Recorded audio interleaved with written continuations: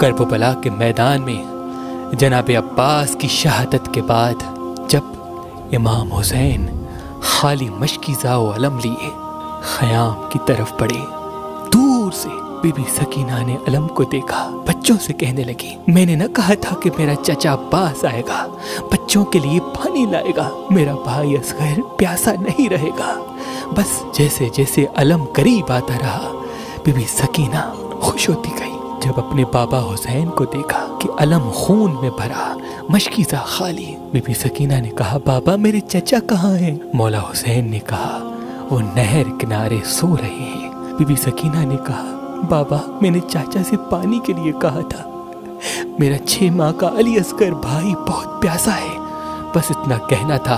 इमाम हुसैन अलैहिस्सलाम बीबी सकीना को लेके एक खाली खैमे में आए, जमीन पे हाथ रखा। जैसे ही इमाम वक्त ने हाथ हटाया, उस जगह से पानी उबलने लगा। पानी को देख के बीबी सकीना खुश हुई। मौला हुसैन ने सकीना के चेहरे पे तबस्सुम देखा और फरमाया, ऐ सकीना खैमे के बाहर की तरफ देख। बस बीबी सकीना ने जैसे ही बाहर देखा, क्या देखे, लाखों लोग हैं जो प्यासे शिद्दत से बीबी सकीना को देख रहे हैं। बीबी सकीना ने कहा, बाबा ये कौन है?